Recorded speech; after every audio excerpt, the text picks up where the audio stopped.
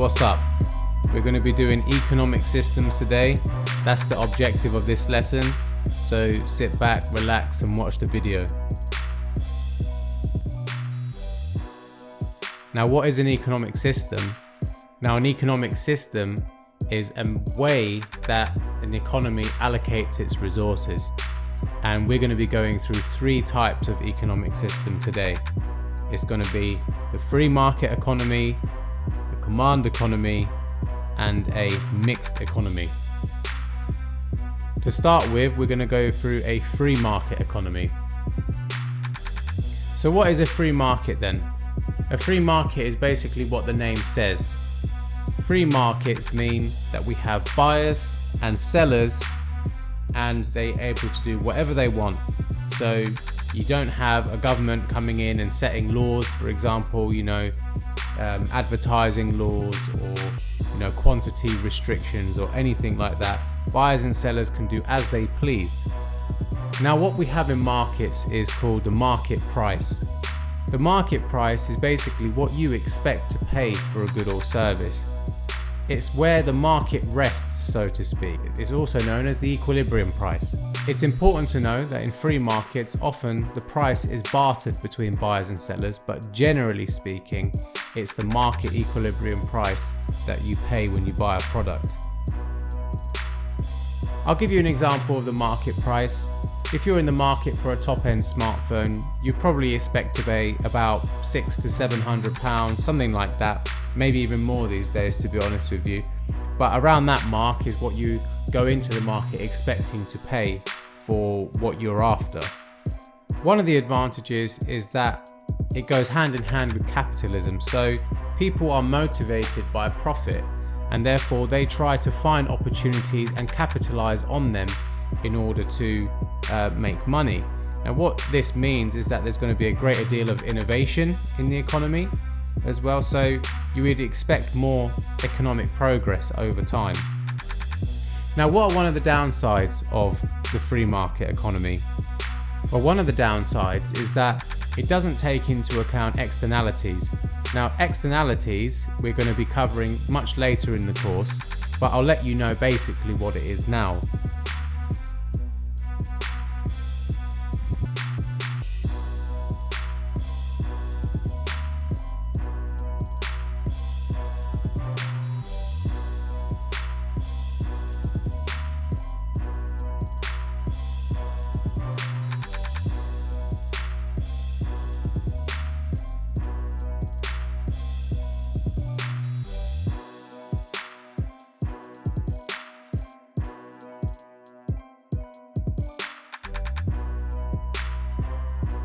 The next type of economy we have is called the command economy.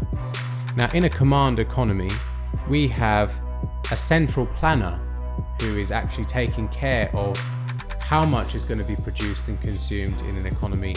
It's not down to a market to allocate resources. It's down to a single central planner. Now, this planner, it could be a government or organization. It's very unrealistic that it's going to be one person. It's going to be an organization, generally a government, that decides how much is going to be produced, etc.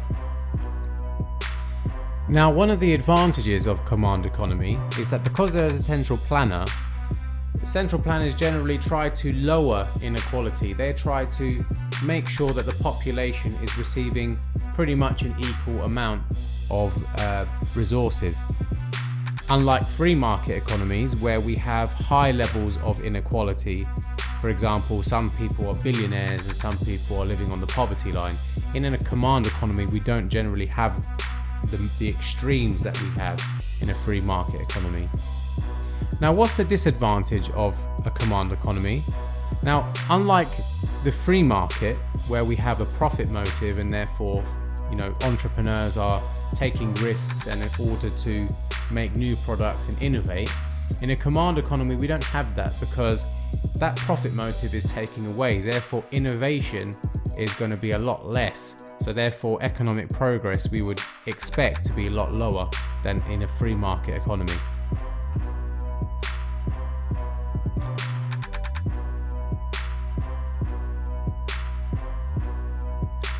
Finally, we have the mixed economy. Mixed economy is basically a mix of the two. Basically it's a free market economy with some government intervention as well. Now, why would we have government intervention in a free market economy?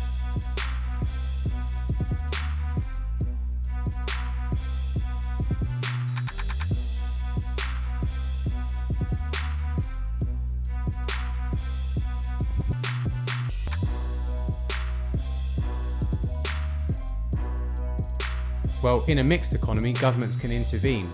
So for example, if an externality is causing a negative effect on the rest of the population, let's say go back to smoking because this is the easiest example to give. So passive smoking is a problem.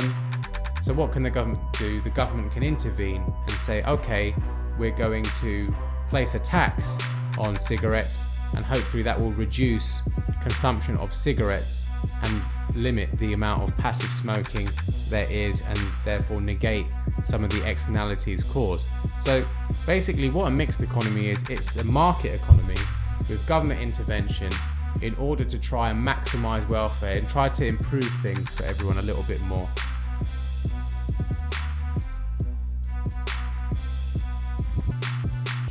So basically, to wrap things up, we have learned 3 different types of economy today, 3 types of economic system.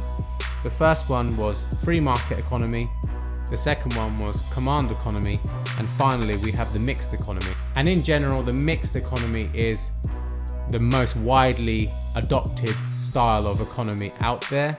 There do exist some other styles of economies like a command economies, for example, but generally most economies today are mixed because the government, they do intervene, they do place taxes on goods and services, they do make laws up and stuff like that. So generally today, most economies are mixed economies.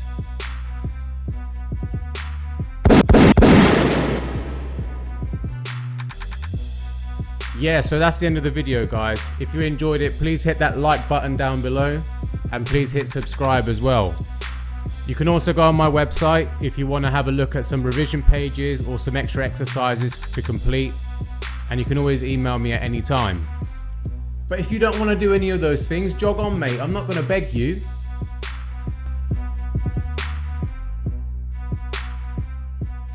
Anyways, guys, I'll see you in the next video.